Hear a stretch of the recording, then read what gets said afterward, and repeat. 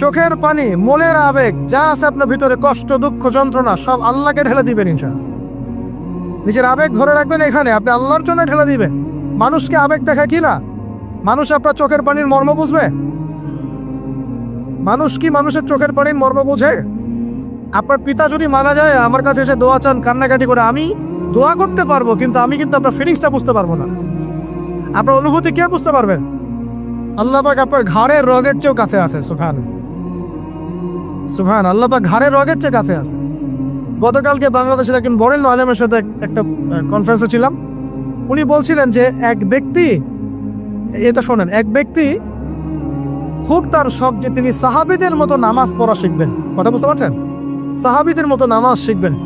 তো একজন বরেণ্য আলেমের কাছে এসেছেন, এসে বলছেন যে আমাকে সাহাবীদের মতো নামাজ শিখিয়ে দেন। তখন সেই আলেম আরেকজন আলেমের সন্ধান দিয়েছেন, যা তুমি তার কাছে যাও, তিনি শেখাবেন। তো সেই ব্যক্তি তো অবাক হয়েছেন, কারণ যাকে প্রশ্ন করেছিলেন তিনি অনেক বড় মুহাদ্দিস, আর যার কাছে পাঠানো হচ্ছে তিনি অত বড় মুহাদ্দিস নন, কিন্তু আবেদ, আমল করেন। তাকে গিয়ে বলছেন উনি আমাকে পাঠিয়েছেন সাহাবী বলে নামাজ শিখিয়ে দেন।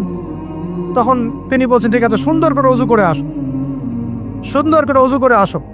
অজু করার সময় খালি খেয়াল রাখবা যে আমি অজু করছি শুধু আল্লাহর সন্তুষ্টির জন্য। কি খেয়াল রাখবেন? অজু করছি শুধু আল্লাহকে রাজি খুশি করার জন্য অজু করছে, আর কোনো উদ্দেশ্য নয় আমার। অজু করতে যাচ্ছে, তিনি আবার বলছেন দাঁড়াও, শুধু আল্লাহকে রাজি খুশি করার জন্য অজু করো। আবার শুরু করছেন, আবার বলছেন শোনো, শুধু আল্লাহকে রাজি খুশি করার জন্য অজু করো। এভাবে বলতেই আছেন, নামাজে দাঁড়িয়ে আছেন, দাঁড়ানোর আগে বলছেন শোনো, শুধু আল্লাহকে রাজি খুশি করার জন্য নামাজ পড়ো।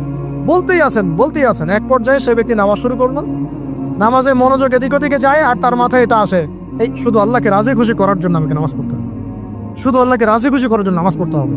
এই চিন্তা তার মনের মধ্যে ঘুরপাক খাচ্ছে। এভাবে নামাজটা সে শেষ করে চিন্তা করছে যে নামাজ তো পুরোপুরি মনোযোগ দিতে পারলাম না। বারবার মাথার মধ্যে এরকম চিন্তা আসছে, আল্লাহ আমাকে মাফ করে দাও, নামাজটা আমার মনে হলো না ঠিক মতো। তখন সে ফিরে এসে তার সে ওস্তাদকে বলছেন আমার তো নামাজ এরকম করে পড়লাম, কিন্তু শেষমেশ মনে হলো যে নামাজটা হয়তো কবুল হয় নাই, আল্লাহর কাছে খুব মাফ চাইলাম, আল্লাহ আমাকে মাফ করে দাও, নামাজটা মনে হলো না।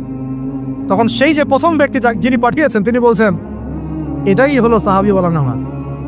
তারা আল্লাহকে রাজি খুশি করার জন্য নামাজ পড়তেন, নামাজ শেষ করে আল্লাহর কাছে ইস্তেগফার করতেন, আল্লাহ কিছুই হলো না, কিছুই হলো। আর কথা কি বুঝতে পারছেন?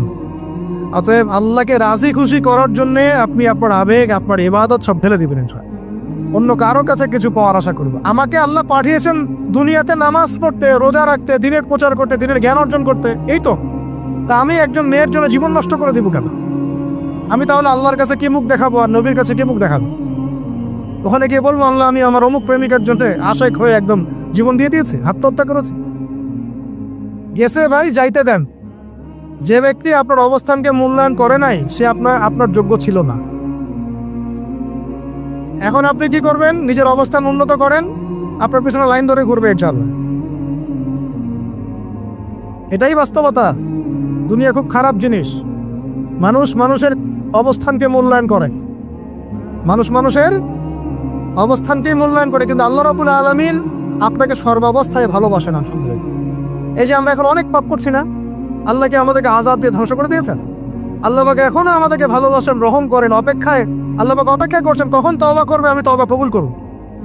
এই কখন আমার বান্দা খেলে একবার বলে আস্তাগফিরুল্লাহ, আল্লাহ পাক সাথে সাথে মাফ করে দিবেন। আর সেই আল্লাহকে ভুলে আপনি কার পিছনে ছুটছেন?